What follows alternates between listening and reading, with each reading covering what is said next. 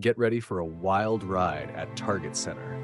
This isn't your average NBA brawl. It's a full-blown melee that spilled into the stands. On Sunday, with just 8:36 left in the second quarter, things went off the rails between the Detroit Pistons and Minnesota Timberwolves. It all started when Pistons' Ron Holland fouled Timberwolves' Naz Reid during a layup attempt.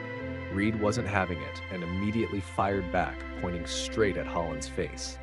Before anyone could calm the storm, Reid's teammate Donte DiVincenzo stepped in between the two, only to escalate the situation. DiVincenzo put his hands on Holland's torso, and the two traded some hard shoves. Holland, not backing down, continued to glare at Reid, and DiVincenzo then grabbed Holland by the shoulders and wrestled him to the ground. And that's when chaos erupted. What followed was a scene straight out of an action movie. Players and coaches from both teams stormed into the fray. The melee even spilled into the baseline stands behind the Pistons' basket. Fans in the immediate area braced themselves as bodies collided. Even Minnesota's Rudy Gobert tried to pull players apart from the pile. At one point, DiVincenzo found himself on the stands again with Pistons forward Isaiah Stewart on top of him, an image that left everyone on edge. Calm eventually returned as officials pulled everyone from the chaos, but not before 7 ejections were handed out. Among those tossed out were Pistons head coach J.B. Bickerstaff, Timberwolves assistant Pablo Prigioni, and players including Reid, DiVincenzo, Stewart, Holland, and Pistons guard Marcus Sasser. After the game, Bickerstaff had harsh words for Prigioni, emphasizing that his team would always defend each other against any disrespect. Detroit had a 39-29 lead when the fight broke out, but with the Pistons down 3 players and the Timberwolves down 2, Minnesota surged ahead, outscoring Detroit by 29 points to rally for a 123-104 win. With multiple technical fouls and an impending wave of suspensions and fines from the NBA office, this melee is far from over. Stay tuned. This saga is just heating up. Get ready for some NCAA tournament drama with a side of wisdom from one of the game's biggest personalities, Charles Barkley. The Duke Blue Devils, fresh off an electrifying Sweet 16 victory over the Arizona Wildcats, have their eyes set on the Elite Eight, where they'll clash with the formidable Alabama Crimson Tide. But the spotlight today isn't just on Duke's incredible run. It's on freshman sensation Cooper Flagg, who lit up the court with 30 points, 7 assists, 6 rebounds, and 3 blocks. In a recent interview on the Dan Patrick Show, former NBA legend Charles Barkley made his opinion about Flagg crystal clear. "This kid is really talented. He's really smart. I can't wait to meet him," Barkley exclaimed, his voice brimming with admiration. He went on to note that despite all the pressure and the inevitable challenges that come with being the top high school player in the country, Flagg has handled it all with grace, eschewing that notorious big head that can plague young stars. Barkley was quick to point out that comparing him to NBA greats wouldn't do him justice. He's a pleasure to watch. He's a terrific young player. He looks amazing on television, and I can't wait to see him in the NBA, he added, leaving no doubt that his excitement for Flagg's future is off the charts. Facing enormous expectations as the consensus #1 overall pick in the upcoming NBA draft, Flagg hasn't just risen to the challenge, he's redefined it. Leading Duke to both the ACC regular season and tournament titles, Flagg even snagged the USBWA National Player of the Year honors, along with ACC Player and Rookie of the Year awards. With averages of 19.0 points, 7.5 rebounds, 4.3 assists, 1.3 blocks, and 1.4 steals, he's been the heartbeat of the Blue Devils, playing the most minutes and leading the team in virtually every category. Now, as Duke stands just 3 wins away from its first national title since 2015, the pressure mounts, but so does the excitement. With Charles Barkley's enthusiastic endorsement ringing in everyone's ears, Cooper Flagg is not just a player, he's a beacon of hope for a bright future in the NBA. Buckle up. Because if Flagg continues this trajectory, the tournament and the league are in for one unforgettable ride. Get ready for a bombshell revelation from the world of NBA ownership, because Mark Cuban just dropped some truth bombs about his time with the Dallas Mavericks. You might remember Cuban as the iconic owner who turned the Mavericks into a household name, but behind the glitz and success, there's a side of the story that few fans ever imagined. Mark Cuban bought the Mavericks back in 2000 for a cool $285 million, and for 23 years, he was at the helm, pushing hard to keep ticket prices lower than not only any NBA teams, but even college teams. He did everything he could to build a fan-friendly, accessible franchise that brought championship aspirations and unforgettable moments to Dallas. But here's where it gets surprising. Despite all that passion and dedication, Cuban revealed that financially, his time as owner was far from a golden ticket. "I did every damn thing I could for 23 years, he said, but the reality is that he made money in only 2 out of those 23 years. That's right, he lost hundreds of millions of dollars over his tenure. While the Mavericks became a symbol of success on the court, Cuban's personal financial struggles remind us that running a sports franchise isn't always a cash cow. This season, the Mavericks made national headlines with a blockbuster trade that sent superstar Luka Dončić to the Los Angeles Lakers in exchange for Anthony Davis, a move that left die-hard fans reeling and continues to spark debate. Cuban's bombshell adds another layer to the story, showing that even one of the most famous owners in the NBA faced financial hardships while pursuing his vision. So, while Mark Cuban's legacy as a Mavericks owner is defined by innovation, resilience, and unforgettable moments, his financial struggles offer a rare glimpse into the challenging realities of sports ownership. This is a story that proves even in the spotlight, not everything is as glamorous as it seems. Stay tuned, because in the high-stakes world of professional sports, there's always more than meets the eye. What's up, basketball mayhem enthusiasts? Welcome back to the channel for a dose of pure, unadulterated NBA chaos. Forget the highlight reel dunks and the game-winning shots, because today we're talking about something far more dramatic. An absolute Donnybrook between the Detroit Pistons and the Minnesota Timberwolves that escalated so quickly. It spilled right into the stands. We're breaking down this wild melee, the 7 players and coaches who got ejected, and what the potential fallout could be from the league office. Trust me, you have to see this to believe it. It wasn't quite the malice in the palace levels of pandemonium. But what went down on Sunday between the Detroit Pistons and the Minnesota Timberwolves at the Target Center in Minneapolis was certainly a throwback to the days of intense NBA rivalries boiling over. A seemingly routine foul quickly turned into an all-out fracas that involved players, coaches, and even spilled into the baseline seats behind the Pistons basket. The result? A staggering 7 ejections and a whole lot of questions about what comes next. The incident erupted with just 8:36 remaining in the second quarter. The Pistons were actually holding a 39-29 lead at the time. But what happened next completely overshadowed the game itself. The catalyst for the chaos was a foul committed by Detroit's rookie forward, Ron Holland, on Minnesota's Naz Reid as Reid attempted a layup. Now, fouls happen all the time in basketball, but this one was followed by an immediate reaction from Reid. He had some words for Holland and pointed directly towards his face, clearly unhappy with the contact. That's when things started to escalate. Reid's teammate, Donte DiVincenzo, who was nearby, quickly stepped in between the 2 players as they began to approach each other. DiVincenzo initially seemed to be playing the role of peacemaker, trying to defuse the situation. However, things took a turn when DiVincenzo put his hands on Holland's torso. Holland didn't take kindly to this and responded by shoving DiVincenzo. DiVincenzo then retaliated with a hard shove of his own. And suddenly, the temperature in the Target Center went from lukewarm to boiling hot. Holland, despite the exchange with DiVincenzo, continued to stare down Naz Reid, seemingly wanting to continue their initial confrontation. That's when DiVincenzo, perhaps feeling the need to protect his teammate or simply caught up in the moment, grabbed Holland by his shoulders and wrestled him towards the ground. And just like that, all hell broke loose. As soon as Holland went down, multiple players and coaches from both teams rushed to the scene. What started as a one-on-one confrontation quickly morphed into a full-blown melee involving a large number of individuals. The video footage shows a chaotic scene of pushing, shoving, and bodies flying as the altercation spilled over the sideline and directly into the baseline stands behind the Pistons basket. Some players, like Minnesota's veteran center Rudy Gobert, appeared to be trying to play the role of peacemaker, attempting to pull players off the pile and restore some semblance of order. However, the intensity of the moment made it difficult to de-escalate the situation quickly. One particularly dramatic moment captured on video showed Donte DiVincenzo ending up back down into the second row of the stands, with Pistons forward Isaiah Stewart on top of him. Fans in the immediate vicinity could be seen holding out their arms, seemingly bracing themselves for the impact of the players falling into the crowd. It was a truly surreal and potentially dangerous situation. Eventually, after what felt like an eternity, calm was finally restored as the players and coaches involved were pulled apart.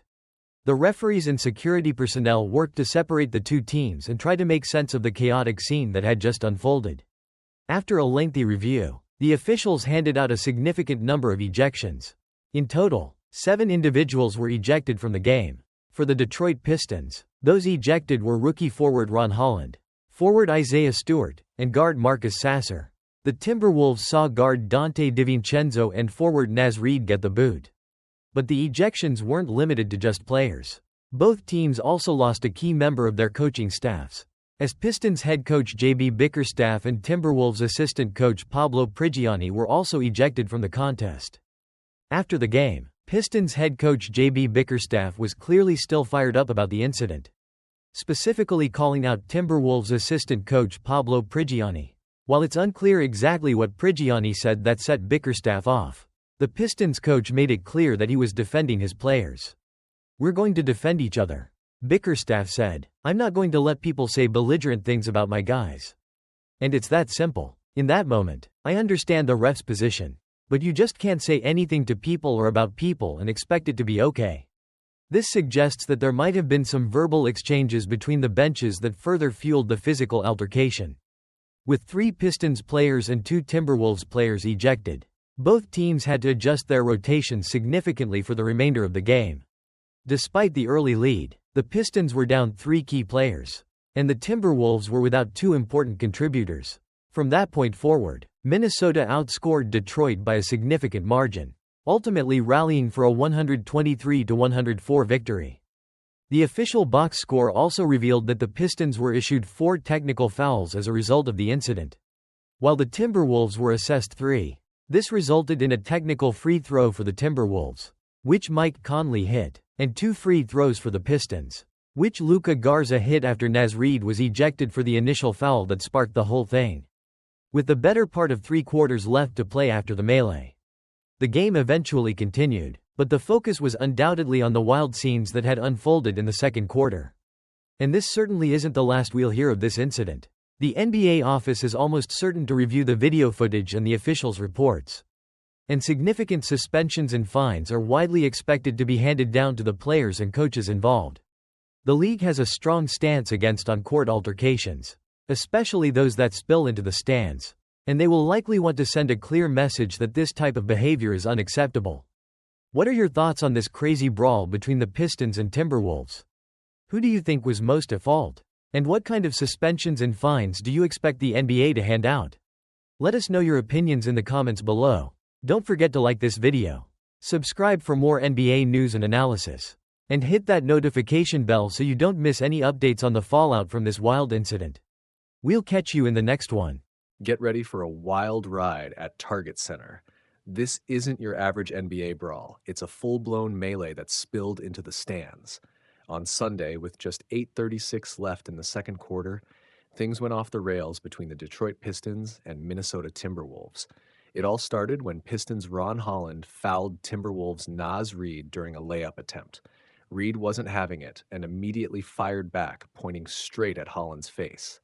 Before anyone could calm the storm, Reid's teammate Donte DiVincenzo stepped in between the two, only to escalate the situation. DiVincenzo put his hands on Holland's torso, and the two traded some hard shoves. Holland, not backing down, continued to glare at Reid, and DiVincenzo then grabbed Holland by the shoulders and wrestled him to the ground. And that's when chaos erupted. What followed was a scene straight out of an action movie. Players and coaches from both teams stormed into the fray. The melee even spilled into the baseline stands behind the Pistons' basket.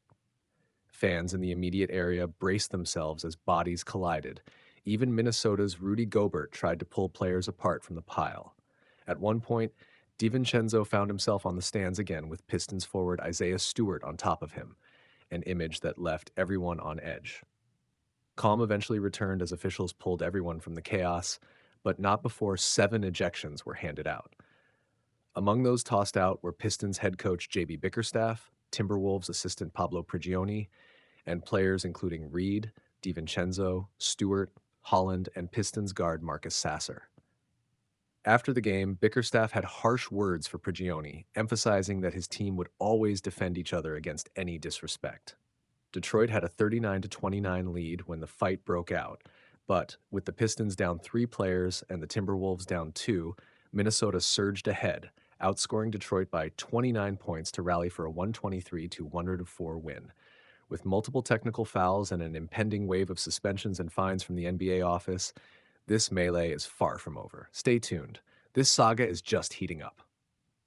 Ladies and gentlemen, get ready for an inside look at one of the NBA's brightest stars, and yes, even the greatest, have their flaws. Today, we're diving into the story of Luka Dončić, as chronicled by veteran ESPN writer Tim McMahon in his new book, The Wonder Boy, Luka Dončić and the Curse of Greatness. This is a story of explosive highlights, jaw-dropping numbers, and yes, a couple of imperfections that set Dončić apart. Picture this: a young Slovenian phenom arriving in Dallas and instantly captivating the league with his jaw-dropping performances. 73 points in a game, countless triple-doubles, and a step-back 3 that seems nearly impossible to defend. McMahon, who's watched Dončić's journey from his teenage days at Real Madrid to leading the Mavericks to the Western Conference Finals and even an NBA Finals appearance, sums it up perfectly. There's just not a lot of ways you can guard him.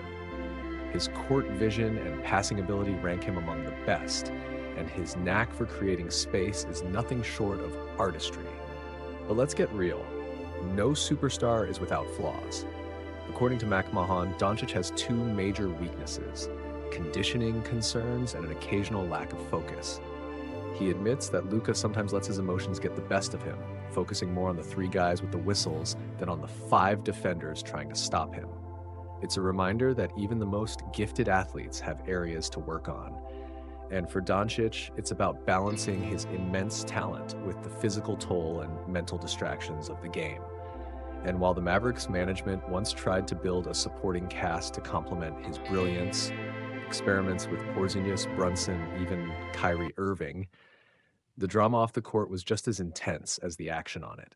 The book captures the tumultuous environment in Dallas, filled with rivalries, mismanagement, and high expectations that have defined Dončić's career. Yet, despite all the ups and downs, he has consistently delivered magical moments, from an 11-0 run against the Rockets to being praised by legends like LeBron James. Now, with whispers of a potential move to Los Angeles and a reunion with his idol LeBron, Dončić's future seems as unpredictable as it is exciting. One thing is clear: whether he's dazzling us on the court or struggling with his conditioning and focus, Luka Dončić remains the most captivating player in franchise history, a once-in-a-generation talent whose journey is far from over. Stay tuned, because as this saga unfolds, every dribble, every pass, and every moment of brilliance or lapse only adds to the legend of Luka Dončić. Get ready for a deep dive into a game that left no doubt about Golden State's dominance. In a statement win against the San Antonio Spurs, the Warriors lit up Frostbank Center with a season-high 148 points, an offensive explosion that sent shockwaves across the league. And believe it or not, this wasn't against a top seed, it was against a number 13 seed, proving that when the Warriors come out firing, nothing stands in their way. Let's break it down. The Warriors kicked off the game with a blistering start, scoring 44 first-quarter points, their best so far this season. It wasn't about a barrage of threes. Instead, they executed with laser focus, with 9 different players scoring in that opening frame, including contributions from Jimmy Butler, Draymond Green, and even a spark from Steph Curry. Golden State set the tone early. It was like watching a perfectly orchestrated symphony where every note hit just right. Then came the twist. Midway through the second quarter, as momentum was building, Jonathan Kuminga took a hard fall while driving to the basket. With 2 defenders on him, his stumble sent shockwaves through the arena. Though he tried to brush it off with a quick "I'm okay," he ended up leaving the game with right ankle soreness, a worrisome development with the regular season winding down. But the Warriors were far from done. Enter the new dynamic duo of Brandon Podziemski and Moses Moody. Podz brought his A-game, nearly hitting a career high with 27 points and setting his personal best for threes, 7 from beyond the arc. Meanwhile, Moody, who had been struggling from deep in recent games, found his rhythm, knocking down 3 of 6 threes and adding that defensive grit we all love. With Golden State shooting an impressive 57.7% overall, snatching 44 rebounds and dishing out 42 assists, every quarter was a showcase of teamwork and firepower. Their 64 points in the paint and 17 steals only added to the spectacle, ultimately propelling them to a 148-106 blowout. The win wasn't just a flash in the pan, it shuffled the standings too. The Warriors now sit with a slim lead over the Clippers and Timberwolves for the coveted number 6 seed in the West. With performances like these, the Warriors are proving that when it comes to big moments, they're a well-oiled machine, ready to torch anyone in their path. Stay tuned, because if this game is any indication, the Warriors are heating up, and the rest of the league better watch out. Get ready for a heartwarming, high-octane ride at UConn, because Paige Bueckers isn't ready to say goodbye just yet. Fresh off a career-high 40-point explosion against Oklahoma that sent UConn soaring into the Elite Eight for the 4th time, Paige is determined to squeeze every drop of magic out of her final season.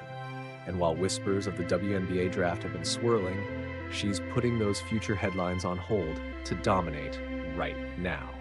After confirming her entry into next month's WNBA draft, where she's all but guaranteed to be the number 1 pick, Paige made it crystal clear that she'd rather keep playing with her teammates and extend her college journey.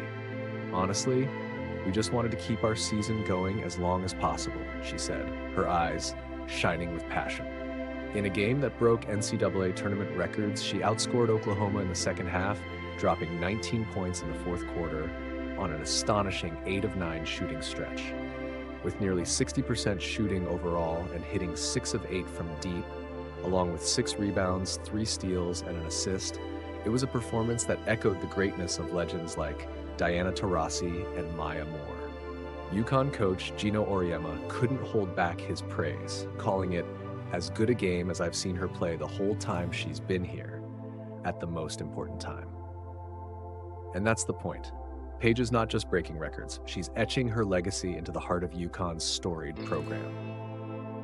She arrived as one of the most heralded prospects in school history, and over the years, she's not only set new standards on the court, but also used her platform to uplift others.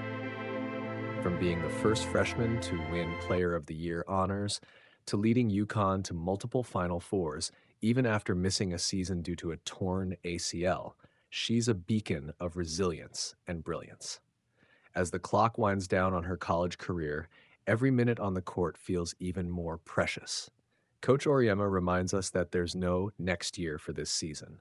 You're going to have to get it now or it won't be available anymore, he said, capturing the bittersweet urgency of this final ride. While WNBA teams are already salivating over her talent, Paige is focused on savoring every second with her UConn family, playing for the love of the game and the pride of the program that made her a household name. For now, the WNBA can wait. Paige Bueckers is in no hurry to say goodbye.